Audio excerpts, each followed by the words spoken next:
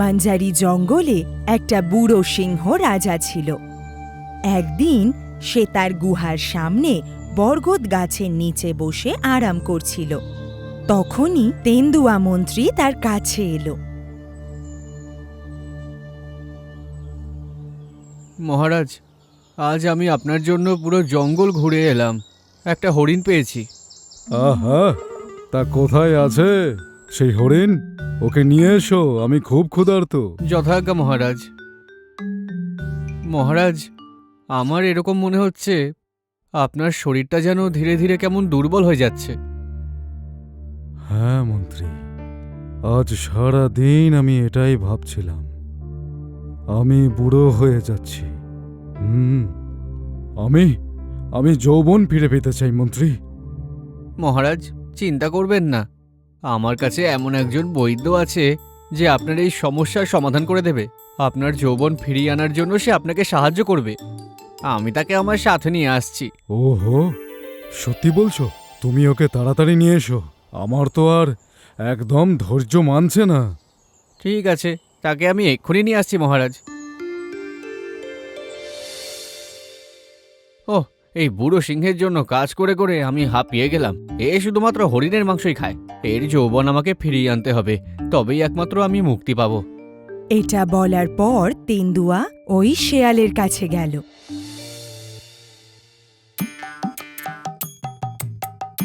আরে ও গাধা, আমার জন্য পাতা নিয়ে এসো। আরে বৈদ্য, আমি গাধা নই, আমি ভাল্লুক। এমনিতে তো দুজনে একই রকমের। আর তখনই ভাল্লুক তেন্দুয়াকে দূর থেকে এদিকে আসতে দেখল। শুনুন বৈদ্য বাবু, ওই দেখুন এদিকে কে আসছে। আরে কি বলছো? ও কি সত্যি বাঘমন্ত্রী আসছে? আমাদের রাজ্যের মন্ত্রী মশাইয়ের এখানে আসার দরকারটা কি ছিল? নমস্কার বৈদ্যমশাই, কি আর বলি এখন আপনাকে, আমি খুবই সমস্যায় পড়েছি। আচ্ছা, কি হয়েছে? এখন আপনি তো জানেনই সিংহ মহারাজের বয়স হয়ে গেছে। হ্যাঁ, আমি জানি। বৈদ্যবাবু, এই পাতাগুলো এখন কি করব? ওটাকে পিষে নিজের মুখে লাগাও। আরে যাও যাও, দূরে যাও গাধা। বৈদ্যমশাই, সিংহ মহারাজ খুবই একগুঁয়ে। উনি তো শুধু হরিণেরই মাংস খান, আর আমি হরিণ খুঁজে খুঁজে এবার হাঁপিয়ে উঠেছি। আরে এটা কি হলো? আরে এতে আমি ঠিক কি করতে পারি? আরে হ্যাঁ, বৈদ্যমশাই, আমি তো আপনার কাছে এসেছি শুধুমাত্র যাতে আপনি মহারাজের যৌবন ধরে রাখার জন্য কোনো ওষুধ দিতে পারেন। আরে বাপরে, এই চাল তো আমার জীবন দুর্বিষহ করে তুলে দেবে। আরে না না, সেরকম তো নয়। আমি কি আর পালিয়ে যাচ্ছি মহারাজের থেকে? আমি তো শুধু একটু হাঁপিয়ে উঠেছি ওনার কাছে কাজ করে করে। আপনার আমাকে বাঁচানো উচিত বৈদ্যমশাই। তেন্দুয়ার কথা শোনার পর শেয়ালটা তখন নিজের স্বার্থের জন্য একটা চাল চালল। আচ্ছা, তুমি শান্তি করে যাও, আমি গিয়ে ওই রাজামশাইকে জোয়ান বানিয়ে দিচ্ছি। এটুকু হবে তো? হ্যাঁ, ধন্যবাদ বৈদ্যমশাই। বৈদ্যবাবু, আমার খুব জ্বালা করছে। হ্যাঁ, আরে এটা কি করলে? তুমি ওই পাতাগুলোকে বেটে নিজের মুখে মেখে নিলে? হ্যাঁ, আপনিই তো বললেন। হে ভগবান, চলো চলো জলদি চলো, আমাদের মহারাজের সঙ্গে দেখা করতে হবে। মন্ত্রী আর সিংহ রাজা ওই শেয়ালের জন্য অনেকক্ষণ ধরে অপেক্ষা করছিল। মন্ত্রী, বৈদ্য কোথায় আছে? একটু অপেক্ষা করুন মহারাজ, বৈদ্যমশাই এক্ষুনি ওষুধ নিয়ে আসছেন হয়তো।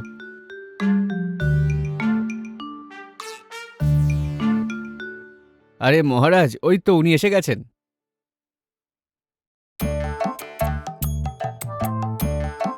নমস্কার রাজামশাই। নমস্কার নমস্কার। এই প্রাণীটাকে?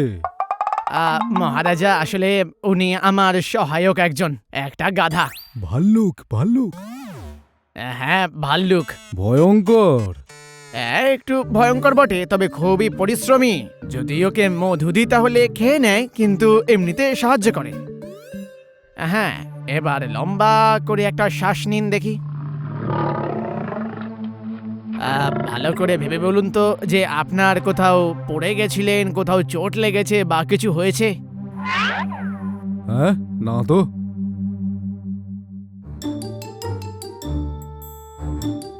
আরে বাবা, আপনার চোখ তো কমজোর লাগছে। সত্যি? হ্যাঁ, কিন্তু চিন্তা করার প্রয়োজন নেই, এর ওষুধ কিন্তু আমার কাছে রয়েছে।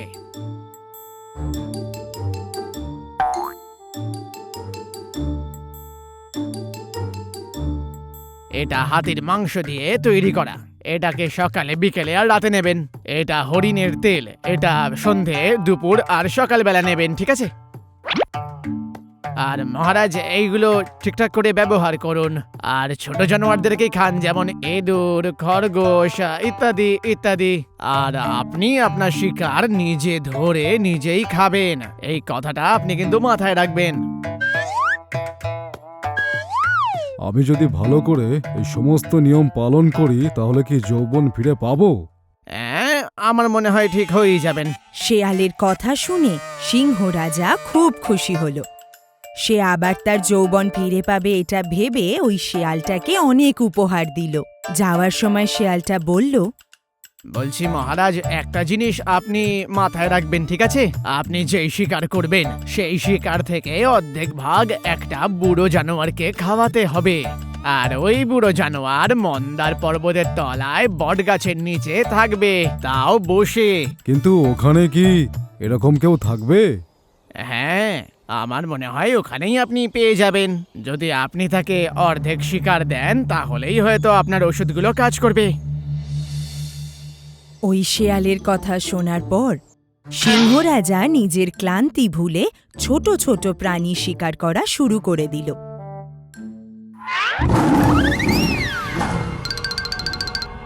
পাহাড়ের উপরে ওই বরগদ গাছের দিকে রাজামশাই চলতে থাকলো। ওখানে সে একজন ক্লান্ত বৃদ্ধ শিয়ালকে দেখতে পেল। ও, আমার কপাল ভালো, একটা বুড়ো শিয়ালকে দেখা যাচ্ছে।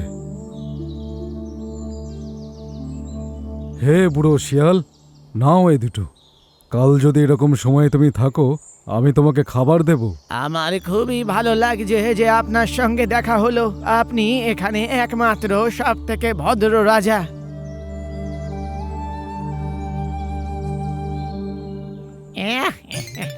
মূর্খ রাজা, যদি প্রতিদিন এমনই চলে তাহলে আমার জন্য তো ভালোই। এসব ভাবতে ভাবতে সিংহ রাজা খুশি হয়ে ফেরত যেতে থাকলো। আর এটাই তার অভ্যেসে পরিণত হলো। প্রতিদিন ওই বহুরূপী শেয়ালটা সিংহর জন্য অপেক্ষা করত। প্রতিদিন সিংহের এই ব্যবহারের জন্য ছোট ছোট প্রাণীরা ভয় পেতে শুরু করে দিল। আর এভাবেই একদিন এখন আমরা কি করব? এরকম চলতে থাকলে তো আমাদের বংশ শেষ হয়ে যাবে। আমাদের উপায় খুঁজে বার করতে হবে। কি করব আমরা? যদি আমরা এই জঙ্গল ছেড়ে শহরে যাই তাহলে মানুষ আমাদের খাবে, আর এখানে থাকলে সিংহ আমাদের খেয়ে নেবে। ঠিকই বলেছো, জঙ্গলে অনেক পাহারাদার আছে, আমরা কোথাও যেতে পারবো না। আমরা কি এভাবে মরার জন্যই জন্ম নিয়েছি? আর তাছাড়া আমরা কি বা করতে পারি? বৈদ্য শিয়ালি এই সবের পিছনে রয়েছে। তাই যদি হয় একটা উপায় আছে। কি উপায়? বৈদ্যমশাইয়ের সহকারী ভাল্লুক 1 নম্বরের মূর্খ। শুধু তাই নয়, তার মধু খুবই পছন্দ।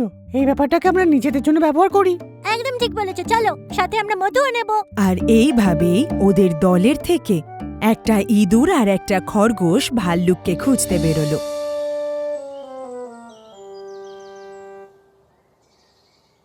ও ভাল্লুক ভাই, তোমরা কারা? আমি তোমাদের চিনি না। আমরা তো তোমার সাথে দেখা করতে এসেছি। আমার সঙ্গে? কিন্তু কেন?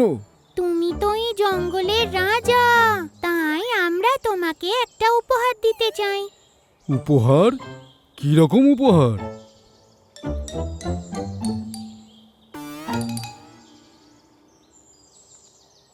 হ্যাঁ, মধু? মধু দেখার পর ভাল্লুক ওগুলো তাড়াতাড়ি করে খেয়ে ফেললো। ভাল্লুক ভাই নিশ্চয়ই এখন আমাদের বাঁচিয়ে দেবে।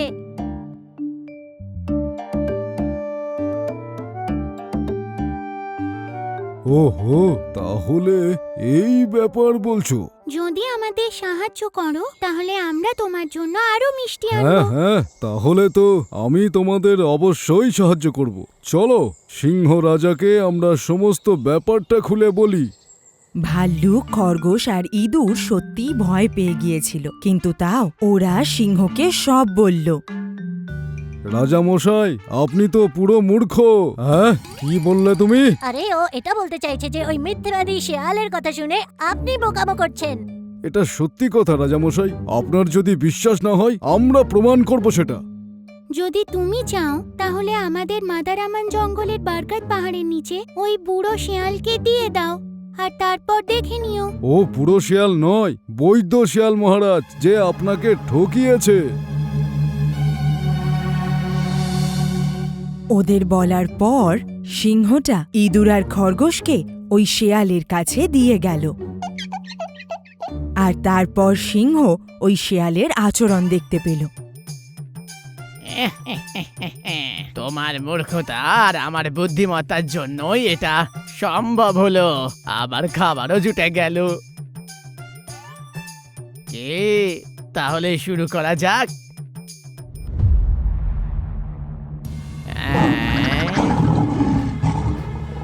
এই শোনো, তুমি তুমি তুমি এই জঙ্গলের রাজার সঙ্গে প্রতারণা করেছো। আরে আরে মহারাজ, আমাকে মারবেন না। আমি এই জঙ্গল ছেড়ে অন্য কোথাও চলে যাব মহারাজ। আমাকে বাঁচাও, আমায় কৃপা করো। রাজা মশাই, একটা কথা কিন্তু মনে রাখতে হবে, বয়স তো সবারই হবে, কিন্তু মন শক্তিশালী হলে শরীরও শক্তিশালী ঠিক থাকবে।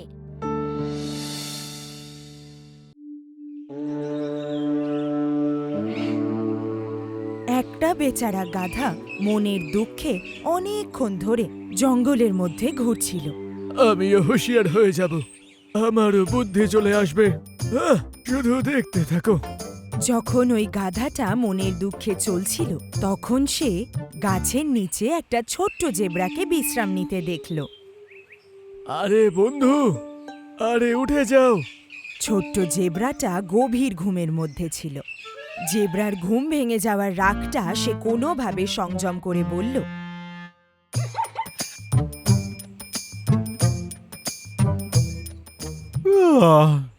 কি ব্যাপার? কি হয়েছে বলো তো বন্ধু?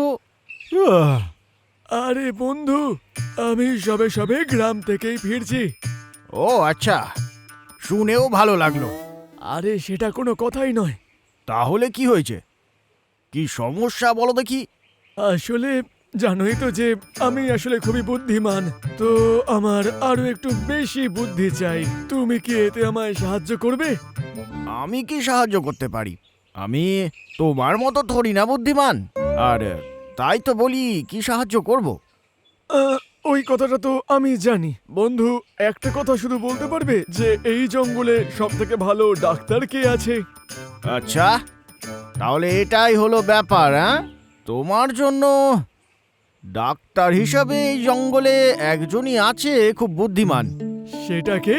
শিয়াল পণ্ডিত, খুব নামডাক আছে। আর বুদ্ধি বাড়ানোর ব্যাপারে তো ওষুধের অভাব ওর কাছে নেই। এটা কি সত্যি? হ্যাঁ, একদম। এখানে তো কত কেউ ওর থেকেই বুদ্ধি বাড়াবার ওষুধ নিয়ে গেল। এইদিকে হাঁটা লাগাও, বুঝলে?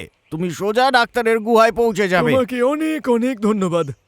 হ্যাঁ, যাও না, যাও। হ্যাঁ, এইখান থেকেই শুরু হলো তোমার কপাল খারাপের দিন। হারে হারে টের পাবে কাকে বিরক্ত করলে।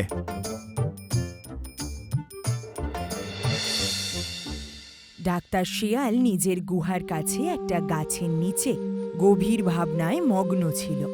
তখনই ডাক্তারের সহায়ক কীটন ভাল্লুক ওখানে এলো। মাস্টার, আপনার কি হয়েছে মাস্টার? আমি বলি কি, গুহার কাজ তো অর্ধেক হয়েই এসেছে। আমার হয়তো নদী কিনারের ওই গোল পাথরগুলোর দরকার হতে পারে। আমার কাজের জন্য কোনো শ্রমিকও তো পাচ্ছি না। আমি এই জন্য খুবই দুঃখী। কি হয়েছে মাস্টার? শ্রমিকদেরকে কাজ করাতে হলে অনেক টাকা দিতে হবে। এটা কোনো কথা হলো? নমস্কার ডাক্তার বাবু। হ্যাঁ, নমস্কার। তুমি পাশের জঙ্গলের চিন্নন গাধার ছেলে নও তো? আরে না না, আমি তো গ্রাম থেকে এখানে এসেছি। এখানে কেন এসেছো? ডাক্তারবাবুর সঙ্গে কথা বলতে। এমনিতে আমি তো পয়সা ছাড়া কারোর সঙ্গে দেখা করি না, তবে তুমি গ্রাম থেকে এসছো, তুমি এই জন্য আমার সঙ্গে দেখা করতেই পারো।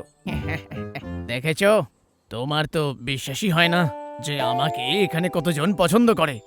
এখনই দেখো। ডাক্তারবাবু, আমার না বুদ্ধি বাড়ানোর প্রয়োজন, ওই জন্যই এখানে এসেছি। বুদ্ধি বাড়াবে। হ্যাঁ ডাক্তারবাবু, আমিও বুদ্ধির ব্যবহার করে একটা ভালো কেটা তৈরি হব, বাকি সবার মতো। আচ্ছা, তোমার কত কেজি বুদ্ধি লাগবে? সেটা যতটা বেশি হয় ততই ভালো। তাহলে তোমার বুদ্ধি চাই, আর সেটাও কিলোগ্রামের মধ্যে। আর যদি পারা যায় তাহলে নাচ গানটাও শিখিয়ে দিতে পারেন। একে দিয়ে আমি গুহার কাজ শেষ করিয়ে নিতে পারি। হ্যাঁ তাহলে বলুন। ঠিক আছে, তোমায় কয়েকদিন এখানে তাহলে থাকতে হবে। ও আচ্ছা, আমি আছি। তাহলে কি বুদ্ধি বাড়বে? আরে বাবা, অবশ্যই বাড়বে। এই যে ভালু এখানে আছে না, এই অনেক বেশি বুদ্ধিমান। ওর মতো বুদ্ধিমান হলেই হবে তো। হ্যাঁ হ্যাঁ ঠিক আছে। তাহলে আমি যেটা বলছি সেটা মন দিয়ে করতে থাকো, বুঝলে তো? ওটা তোমার চিকিৎসারই একটা অংশ। এইভাবেই নিজের বুদ্ধি বাড়াতে এসে গাধাটা শেয়াল যা যা বলছিল সেই কাজগুলো মন দিয়ে করতে শুরু করলো।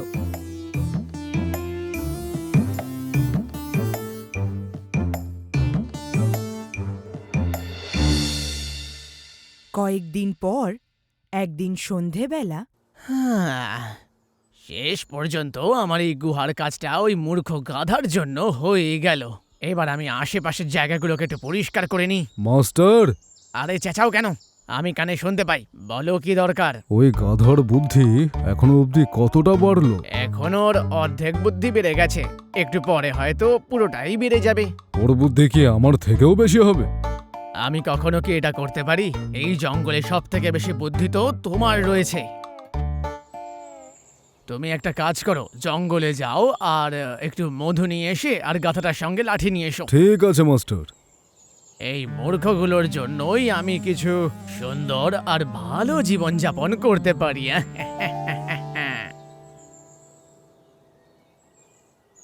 ভাই ভালু, একটা কথা বলো তো। আমি এসেছি এতদিন হয়ে গেছে, আমাকে আরো কয়েকদিন থাকতে হবে বুদ্ধি পাওয়ার জন্য?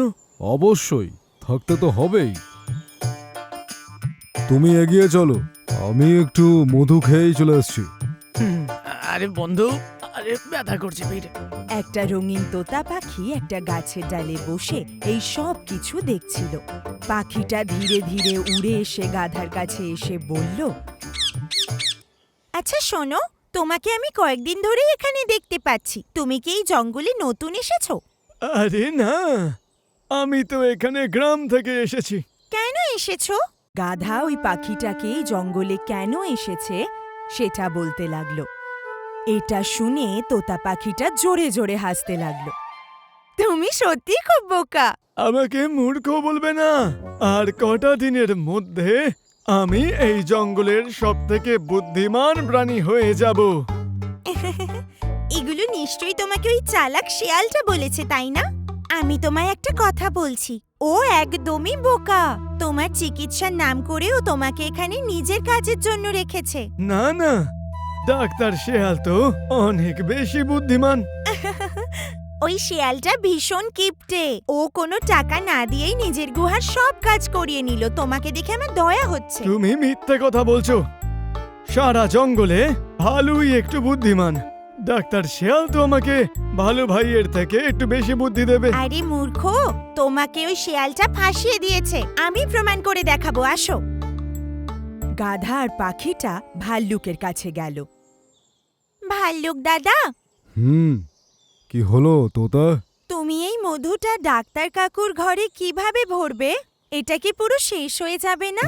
আরে একেবারেই না, আমি তো এই কলসি থেকে ধীরে ধীরে মাস্টারের বড় কলসিতে এইভাবে সব ঢেলে দিই, একদম এইভাবে। এবার আমি বুঝতে পারলাম। তুমি কি কিছু বুঝলে? হ্যাঁ, আমি বুঝেছি। আমি সবই বুঝে গেছি। ধন্যবাদ ভাল্লুক দাদা, এবার আমি আসি। আচ্ছা ঠিক আছে, যাও। মূর্খ লোকেরাও সত্যি কেমন ছোট ছোট প্রশ্ন করে।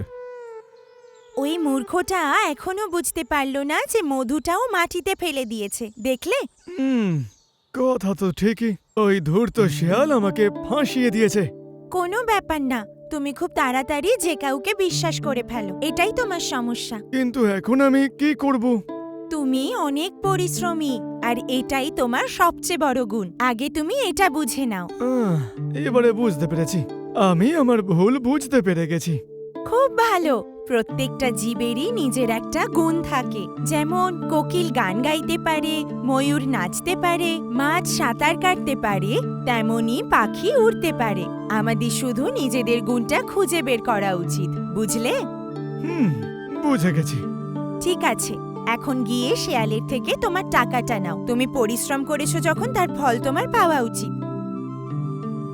তোতার এই কথাটা শুনে গাধাটা ওই শেয়ালের কাছে গেল।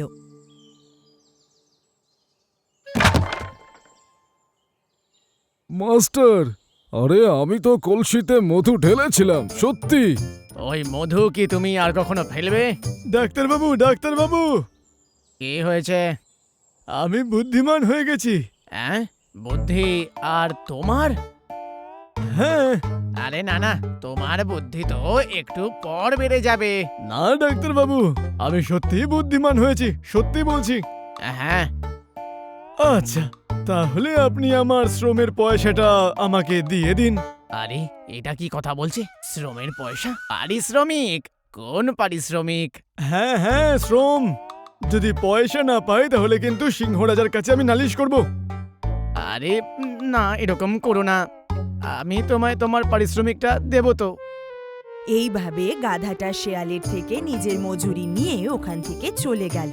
সে এটা বুঝতে পারল যে সে একটা জালের মধ্যে ফেঁসে গেছিল, আর গাধা সেই সব জ্ঞান নিয়ে গ্রামে ফিরে গেল, যেগুলো সে তার জীবন থেকে শিখেছিল।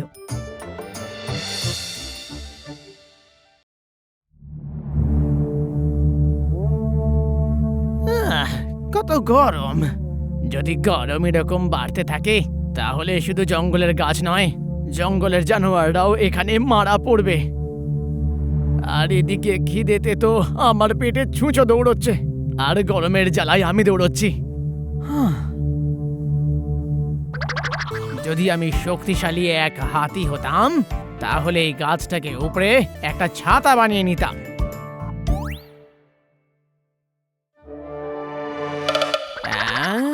ওখান দিয়ে ওটা কি আসছে? একটা উড়ন্ত ছাতা? না না না, একদম না। ওড়ার মতো জিনিস তো আকাশেই দেখা যায়। যাই গিয়ে দেখে আসি। আমি নয় তবে কে লোকালো ওই ছাতা দিয়ে নিজের মুখ। তাহলে হরিণ তো নয়, যে হও দেখি সামনে এসো দেখাও মুখ।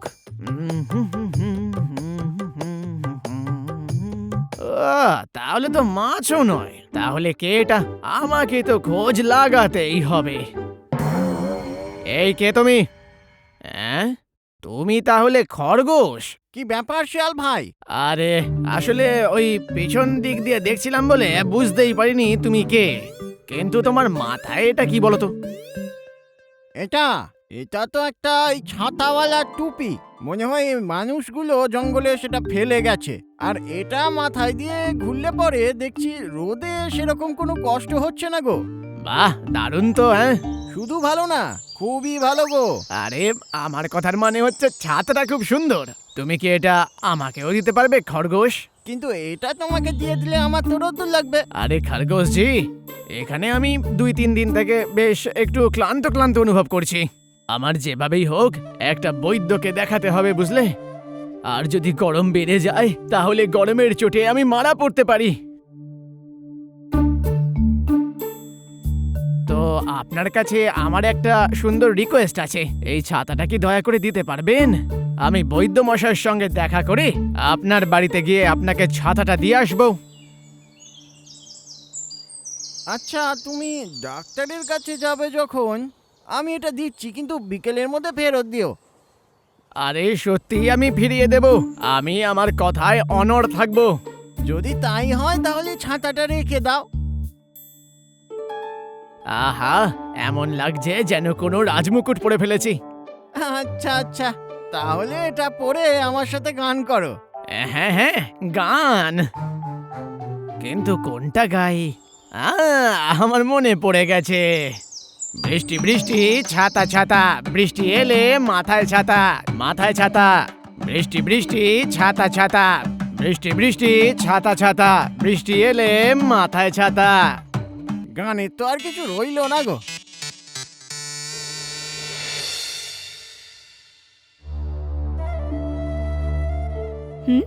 ওই শেয়ালটা কি তোমায় বলেনি যে ও ছাতাটা সেদিনই তোমায় ফেরত দেবে? হ্যাঁ, 1 সপ্তাহ হয়ে গেল, ছাতা তো দিল না। আসলে ওটা জানার জন্য তো আমাকে আগে জানতে হবে যে ওই শিয়াল বেটা কোথায়। আমার সাথে তর্ক করা বন্ধ করে ওই শেয়ালের বাড়ি গিয়ে ছাতাটা এক্ষুনি ফেরত নিয়ে এসো। হ্যাঁ ঠিক আছে।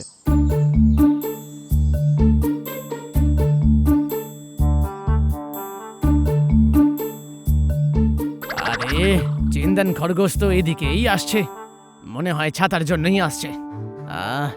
একে একটু ভুলভ্রান্তি কিছু বোঝাতেই হবে, নইলে আমায় ছাতা আবার ফিরিয়ে দিতে হবে। এই তো উপায় পেয়েছি। কাঁচা হলুদ, শুকনো আদা আর একটু জলজিরা মিশিয়ে সোডা খেয়ে নাও। কাঁচা হলুদ, শুকনো আদা আর সোডা মিশিয়ে খেতে হবে, বুঝেছি। বুঝতে পারছি না কি করে করব। শিয়াল ভাই, তুমি কে ভাই? এখানে কে চাই? ও তুমি চিন্তন খরগোশ, তা কি জন্য এলে? কারণটা কি আপনি জানেন না? আমার ছাতাটা কোথায় গেল? সেদিন তো বলেছিলেন দিনের দিন দিয়ে দেবেন। ও আচ্ছা, ওটা। আরে খরগোশ জি, আমি যখন বৈদ্যের থেকে ওষুধ কিনে বাড়িতে ফিরছি, ওই পাথরের ধারে ওই বড় তেঁতুল গাছটার পিছন দিকে হঠাৎ করে একটা আওয়াজ এলো, একদম কোনো একটা প্যাঁচার মতো। তারপর যখন ওই তেঁতুল গাছের দিকে আমি দেখলাম, তখন দেখি ওখান থেকে অনেক ধোঁয়া বেরোচ্ছে। কেন? গাছে কেউ আগুন লাগিয়েছিল নাকি? আরে আগুন নয়, শুধু ধোঁয়া। আর ওই ধোঁয়ার ভেতর থেকে বেরোলো ভূত। হ্যাঁ, ভূত? হ্যাঁ, ভূত, বেশ ভয়ঙ্কর ভূত। ও, আমি ভয়ে একেবারে কাঁপছিলাম। আর ওই মহিলা, আমারই সব ভুল। মানে ওই ভূতটা বলল, যদি তোমায় বেঁচে থাকতে হয় তাহলে ছাতা এখানে ফেলো আর বেরিয়ে যাও। তাহলে আপনি পালিয়ে গেলেন? আরে না, আমি বললাম আমার জীবন দিলেও দেব, কিন্তু এই টুপি ছাতা তোমাকে মোটেই দেব না। তারপর ভূতটা কি বললো? এটা আমার বন্ধু খরগোশজির টুপি ছাতা, আমি তোমায় দেব না। আমি আবার বললাম, তারপরে ভূত বলল, যদি ছাতা না দাও তোমাকে আমি খেয়ে ফেলবো। তুমি নিজের জীবন চাও নাকি ছাতা? আমি ছাতা দিয়ে দিলাম, তারপর নিজের জীবনের জন্য পালালাম। যখনই এখানে আমি পৌঁছালাম তখনই বেহোশ হয়ে গেছি। যখন আমার হুঁশ ফিরলো, আমার খুব জ্বর এসেছিল জানো। এখন তো 1 সপ্তাহ পেরিয়ে গেছে, কিন্তু জ্বর সারেনি। এমনিতে আমারই উচিত ছিল তোমার কাছে দেখা করে আসা, কিন্তু এই রকম জ্বরের মধ্যে গেলে তোমারও তো জ্বর হওয়ার সম্ভাবনা ছিল। হে ভগবান, আমার ছাতাওয়ালা টুপি আমাকে মাফ করে দাও খরগোশজি, আমি এগুলো নিজের সজ্ঞানে করিনি। এখন আমি বাড়ি গিয়ে আমার বউটাকে কি বলবো বলো দেখি? আমি কি আপনাকে একটা উপায় বলতে পারি? আরে না না, কোনো দরকার নেই, আপনি অনেক বলে ফেলেছেন। আমার ওকে ওই ছাতাওয়ালা টুপিটা দেওয়াই উচিত হয়নি। এই বাচ্চা, তোমার চোখ মুখটা এরকম লাগছে কেন? আমার মনে হচ্ছে তোমাকে কেউ ঠকিয়েছে। কে ঠকিয়েছে বলো আমাকে। আরে বলেই দাও। ও আমার প্রিয় ভাল্লুক ভাই, আমার কাছে একটা ছাতাওয়ালা টুপি ছিল, ওটা আমি ওই শিয়াল ভাইকে দিয়েছিলাম। ও বলেছিল সেদিনই ওটা আমায় ফিরিয়ে দেবে, কিন্তু এখনো আমাকে ওটা ফেরত দেয়নি। বরং আমাকে বলল ওই গাছে নাকি একটা ভূত ছিল, সে নাকি ওই টুপিটা ওর থেকে ছিনিয়ে নিয়েছে। এরকম বড় তেঁতুল গাছে ভূত? এই জঙ্গলের পণ্ডিত হওয়ার সূত্রে আমি সমস্ত ভূতকে জানি, বুঝলে? ওই লুমড়ি যে তেঁতুল গাছের কথা বলেছে, ওই গাছে কোনো ভূত নেই। ও তোমাকে ঠকিয়েছে। এটা আমারও মনে হলো যে ও মিথ্যে কথা বলছে। ওই দেখো, ওটাকে। এটা তো ওই শিয়াল ভাই যে আমার টুপিটা চুরি করেছিল। দেখো আমার ছাতাওয়ালা টুপিটা নিয়ে কি সুন্দর চলে ফিরে বেড়াচ্ছে। খরগোশ ভাই, তুমি গিয়ে জিজ্ঞাসা করো, দেখো বোধহয় ছাতা দিয়ে দেবে, না দিলে আমি গিয়ে তোমার ছাতা আনবো। যাও খরগোশ ভাই। যদি দরকার পড়ে তাহলে থ্রেসাম পুরানে যে ছাতার দরকার পড়ে সেটাও আমি চুরি করে নিয়ে নেব, এই টুপিওয়ালা ছাতা মাথায় থাকা সত্ত্বেও। এই মিথ্যুক শিয়াল, আহ?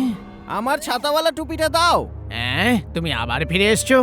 আমার মনে হয় তুমি এই শিয়ালের ব্যাপারে একটুখানিও কথা শোনোনি। আমি জানি, আর খুব ভালো করেই জানি।